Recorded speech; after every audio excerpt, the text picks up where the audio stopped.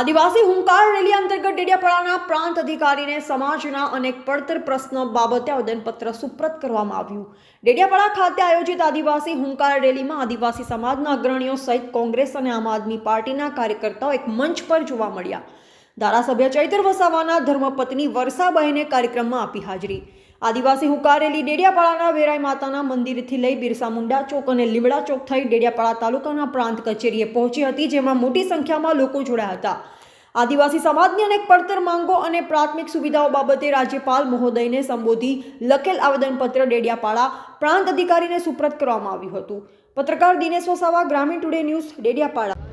આજે તમે જોઈ શકો છો કે સમગ્ર ડેડિયાપાડા વિધાનસભાની અંદર જે રીતે આ ગુજરાતમાં આદિવાસીઓ પર થતા અત્યાચારને લઈને અને અવારનવાર આદિવાસીઓ પર જે અત્યાચાર અને ખોટા કેસો થાય છે, ખેડૂતો પર હોય, જંગલ જમીનના મુદ્દા હોય, એને લઈને આજે ડેડિયાપાડા કોંગ્રેસ સમિતિએ આવેદનપત્ર પ્રાંત સાહેબને આપી અને અમારી માંગણીઓ છે કે જે રીતે ડેડિયાપાડાની અંદર અને ગુજરાતની અંદર આદિવાસીઓ પર જે અત્યાચાર થાય છે, જંગલની જમીનો છે, તેમના અધિકારો અને તેમના હક મળવા જોઈએ। આવનારા દિવસોમાં આવી રીતે જ જો તમે જોઈ શકો છો કે આજે આ જળ, જંગલ અને જમીનના જે માલિક છે, આજે એની માટે પરમિશનો લેવી પડે છે। આવેદનપત્ર આપવું હોય કે કોઈ પણ વિરોધ નોંધાવવો હોય, જ્યારે પોતાના અધિકાર મળતા ના હોય ત્યારે એના માટે પરમિશનો પણ આપવામાં આવતી નથી।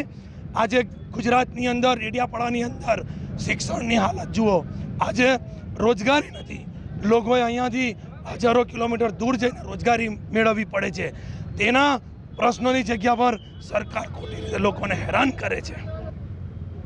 આ તાનાશાહી સરકારની અંદર તમે જોઈ શકો છો કે આદિવાસીઓ પર કેટલા અત્યાચાર થાય છે। કોઈ પણ ન્યાય સમિતિ નથી, કોઈ ન્યાયપાલિકાની અંદર હોય કે પોલીસ સ્ટેશન હોય, મામલતદાર ઓફિસ હોય કે તાલુકા પંચાયત હોય, આ વિસ્તારનો ગરીબ આદિવાસી વારંવાર ધક્કાઓ ખાય, જાતિના દાખલા હોય કે પોલીસ સ્ટેશનની અંદર કોઈ પણ સામાન્ય કેસ હોય ત્યારે એમને ખોટી રીતે હેરાન કરી અને ધક્કાઓ ખવડાવવામાં આવે છે। લોકો આજે તમે જુઓ છો ડેડિયાપાડાની અંદર કેટલા દૂર દૂરથી લોકો આજે અહીંયા મામલતદાર કચેરીમાં આવે છે, ધક્કાઓ ખાય છે, ત્યારે કોઈ પણ એમના કામ થતા નથી। તો ક્યાં ગઈ ન્યાય સમિતિ, ક્યાં છે તમારો કાયદો અને વ્યવસ્થા? ખાલી અને ખાલી ગરીબ અને આદિવાસીઓને હેરાન કરવાનું આ કામ છે।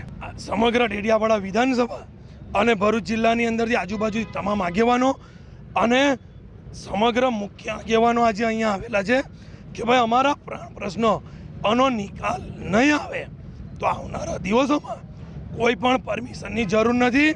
હજારોની સંખ્યામાં આ ડેડિયાપાડાની અંદર રોડ રસ્તાઓ બ્લોક કરી દેવામાં આવશે। વધુ સમાચારો માટે જોતા રહો ગ્રામીણ ટુડે ન્યૂઝ।